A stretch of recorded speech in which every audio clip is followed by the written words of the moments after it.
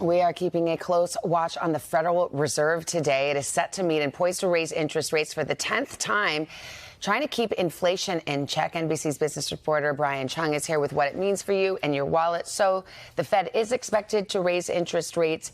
Is that going to be it? Because inflation has come down. It has come down, but we have to remember prices are still 5% more expensive this time than they were this time last year, which means that the Fed, which wants to see that number somewhere closer to 2%, still has a long ways to go. Now, whether or not the Fed can do an interest rate hike today, which, as you mentioned, is expected to be 1/4 percentage point, and then let those interest rates stay high to get inflation down further, remains an open question. Can they do that without breaking things in the labor market, where unemployment, as a reminder, is at 3.5%? Essentially a half-century low. We'll see what the Fed says later on this afternoon. We always hear about these rate hikes, but what does it mean for, like, Mary Smith with a budget and with credit cards? How does it affect that person? Yeah, Hoda, what it means is that the mortgage rates, credit card rates, auto loan rates, anything that you use to borrow money, essentially, is going to remain high. So when you take a look at these headlines that say the Federal Reserve is raising interest rates, that means that it's going to continue to pinch the ability of households and businesses to borrow money, and it's likely going to remain that case while inflation is still high. So the Fed's trying to slow the economy but not crash the economy.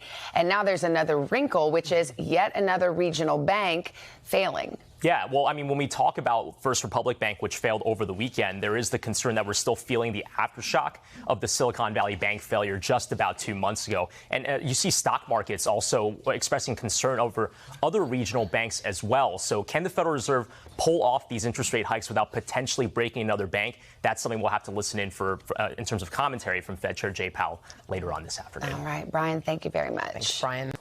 Hey, thanks for watching. Don't miss the Today Show every weekday at 11 a.m. Eastern, 8 Pacific on our streaming channel, Today All Day.